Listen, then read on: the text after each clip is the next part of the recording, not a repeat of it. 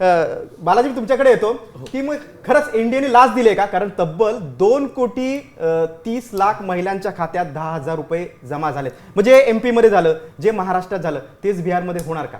अगदी याच्यामध्ये सगळ्यात महत्त्वाचं मतांच्या टक्केवारीकडे जर आपण बघितलं 1952 नंतरचं सगळ्यात सर्वाधिक 2020 मध्ये साधारणतः 57% झालं होतं. तर रेकॉर्ड ब्रेक मतदान यावेळेस झालेलं आहे. तर यामध्ये माझं एक वेगळं मत असं आहे की राहुल गांधीजींनी जी वोटर अधिकार यात्रा केली आणि बिहारमध्ये जी जनजागृती केली की मतदान करणं किती गरजेचं आहे आणि त्यानंतर तिथल्या मतदानावरती किंवा जे SIR झालं त्यामध्ये 65 लाख लोकांची नावं वगळण्यात आली, त्या संदर्भानं जी पुराव्यानिशी मांडणी केली, त्यानंतर लोक घरातनं बाहेर आले आणि मतदान करणं गरजेचं आहे म्हणून लोकशाहीसाठी मतदान झालं. हा एक दुसरा मुद्दा आहे.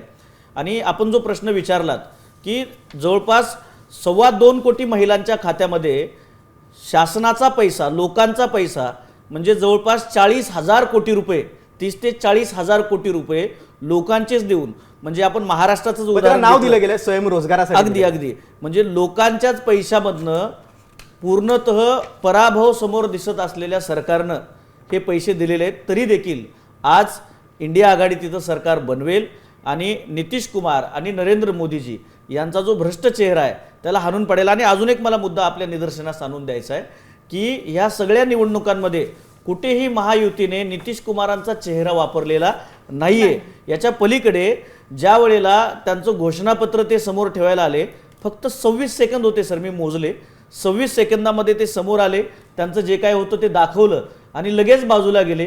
कुठलंही भाष्य त्यावरती त्यांनी केलेलं नाही. आणि जेव्हा अमित शहांना विचारलं की नितीश कुमार तुमचा चेहरा असतील का, त्यावरती त्यांनी चुप्पी साधली. याचाच अर्थ काय, तर त्यांच्या मागच्या कालावधीतल्या सरकारमध्ये लोकांना काहीतरी दिलं हे सांगण्यासारखं काही नव्हतं. फक्त मतं विकत घेण्याचा लोकांचा देखील मुद्दा आहेच आणि मतं विकत घेण्याचा त्यांनी प्रयत्न केलेला आहे. आणि यामध्ये जर पराभव आज जो होणार आहे तो एकट्या नितीश कुमारांचा नाही, तो नरेंद्र मोदींचा पराभव असणार आहे, हे आपण लक्षात घेतलं पाहिजे.